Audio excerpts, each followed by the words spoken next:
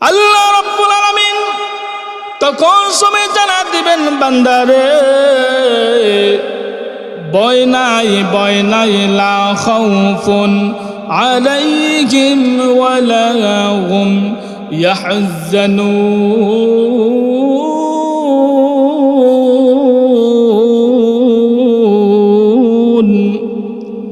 আল্লাহ বলে, বান্দা ভয় নাই রে,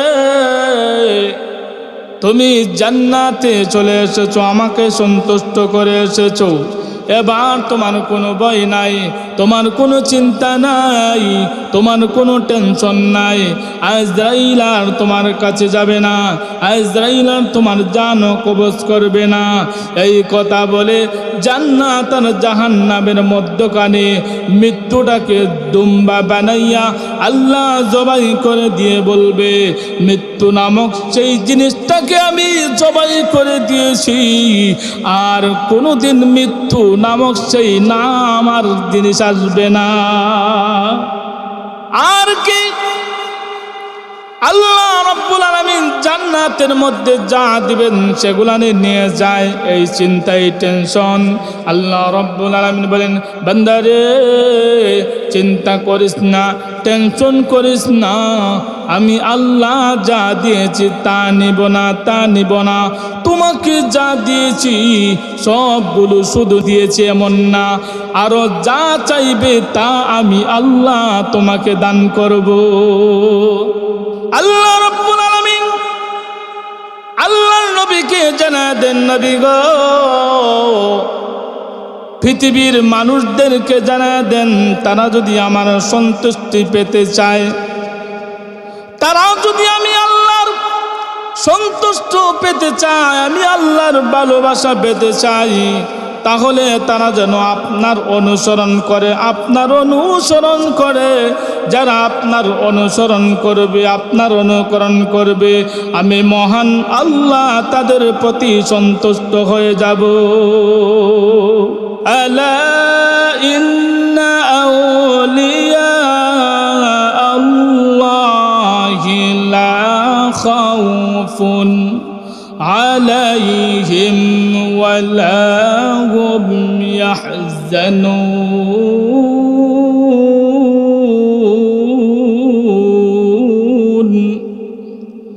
আল্লাহ রাব্বুল আলামিন বলেন, যারা আমার অন্তরঙ্গ বন্ধু হবে, আমার বন্ধু যারা হবে, তাদের কোনো ভয় নাই, তাদের কোনো টেনশন নাই।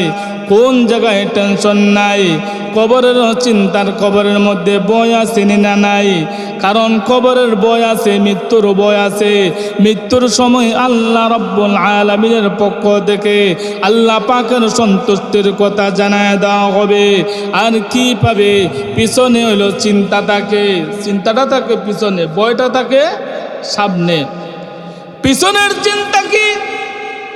পিছনের চিন্তা হলো, আমি দুনিয়াতে থাকলাম, আল্লাহর সন্তুষ্টির মধ্যে থাকলাম, আল্লাহর সন্তুষ্ট করতে যাইয়া দুনিয়াতে কোনো কিছু করতে পারি নাই। আমার সন্তান আদি আছে, আমার পরিবার পরিজন আছে, তাদের কি আমি রেখে গেলাম? এই চিন্তা মানুষের ভিতরে আসেনি না নাই? প্রত্যেকটা মানুষ হিসাবে মানুষের ভিতরে এই চিন্তা থাকে, এই টেনশন থাকে, আমি যে চলে যাব, আমার সন্তান, আমার পরিবার, আমার পরিজন কিভাবে তারা চলবে? আল্লাহ রাব্বুল আলামিন বলেন, যারা আমার অন্তরঙ্গ বন্ধু হয়ে যাবে, তাদের কোনো চিন্তা নাই। সে যদি দুনিয়া থেকে চলে যায়, তাদের সমস্ত দায় দায়িত্ব, তার সন্তানাদি যা আছে সবগুলো জিম্মাদার আমি আল্লাহ হয়ে যাই। আচ্ছা বলেন তো, আল্লাহ যদি জিম্মাদার হয়ে যান, এটা বালা না আমার ব্যবসা বাণিজ্য জিম্মাদার হওয়া বালা? হ্যাঁ, আল্লাহ যদি আমার সন্তানের জিম্মাদার হয়ে যান, আল্লাহ যদি আমার পরিবারের জিম্মাদার হয়ে যান, এটাই হবে আমার জন্য ভালো। 2 নম্বর হলো, লা খাউফুন আলাইহিম ওয়ালা হুম ইয়াহজানুন।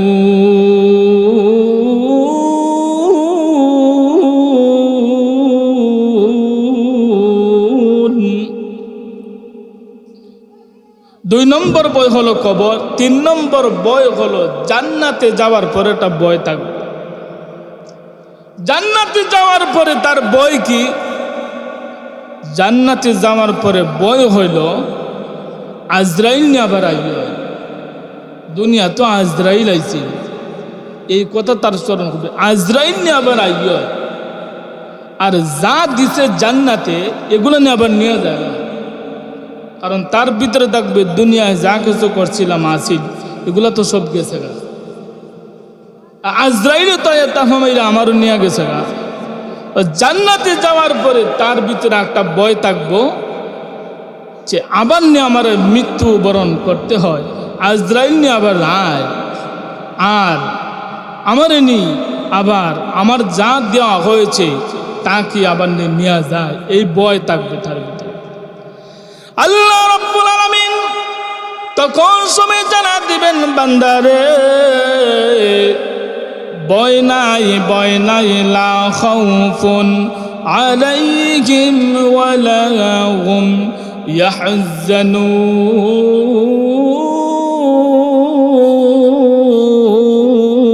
ইয়াহজানুন। আল্লাহ বলে, বান্দা ভয় নাই, ভয় নাই রে, তুমি জান্নাতে চলে এসেছো, আমাকে সন্তুষ্ট করে এসেছো, এবার তোমার কোনো ভয় নাই, তোমার কোনো চিন্তা নাই, তোমার কোনো টেনশন নাই। আজরাইল আর তোমার কাছে যাবে না, আজরাইল আর তোমার জানও কবজ করবে না। এই কথা বলে জান্নাত আর জাহান্নামের মধ্যখানে মৃত্যুটাকে দুম্বা বানাইয়া আল্লাহ জবাই করে দিয়ে বলবে, মৃত্যু নামক সেই জিনিসটাকে আমি জবাই করে দিয়েছি, আর কোনোদিন মৃত্যু নামক সেই নাম আর জিনিস আসবে না।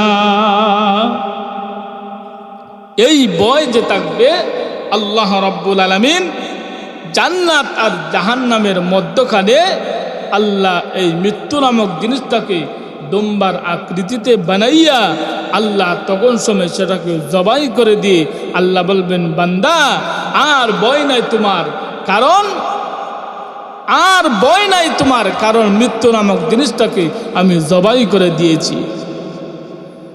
আর কি আল্লাহ রাব্বুল আলামিন জান্নাতের মধ্যে যা দিবেন সেগুলা নিয়ে যায়, এই চিন্তাই টেনশন। আল্লাহ রাব্বুল আলামিন বলেন, বান্দারে চিন্তা করিস না, টেনশন করিস না, আমি আল্লাহ যা দিয়েছি তা নিব না, তা নিব না। তোমাকে যা দিয়েছি সবগুলো শুধু নিছি দিয়েছি এমন না, আরো যা চাইবে তা আমি আল্লাহ তোমাকে দান করব। আল্লাহ বলে নিয়ে গেছি, দিয়ে দিছি এমন না, আরো যা চাইবে তা আমি আল্লাহ তোমাকে দান করব। ভাইরা আমার, এবার আল্লাহর সন্তুষ্টি অর্জন করতে গেলে আমাদের কি দরকার? আল্লাহ এই কথাও জানা দিয়েছে, আল্লাহর সন্তুষ্টি যারা পাবে তারা হবে আল্লাহর ওলি। আল্লাহ বলেন তাদের ভয় নাই, তাদের কোনো চিন্তা নাই, তাদের কোনো টেনশন নাই। এবার আল্লাহর সন্তুষ্টি কিভাবে পাবে এই কথা আল্লাহ কোরআনে জানেন, قل إن كنتم تحبون الله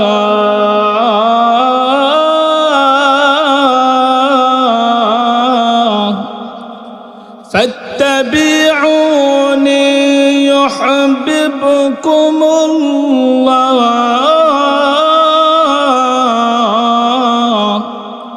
ويغفر لكم ذنوبكم والله غفور رحيم।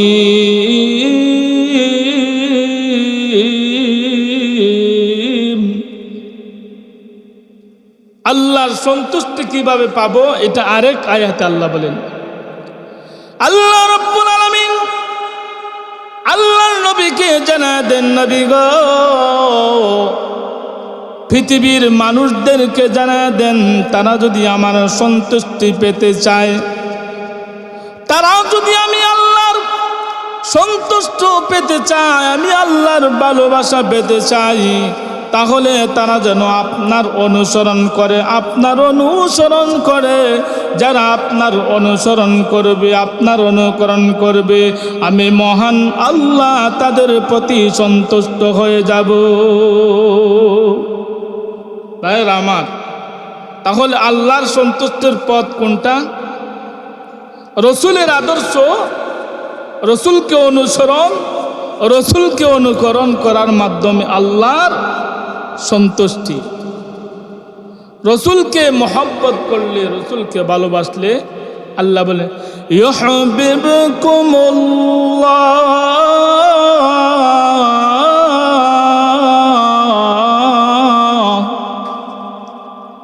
আল্লাহ বলেন আমি আল্লাহর ভালোবাসা পাবো।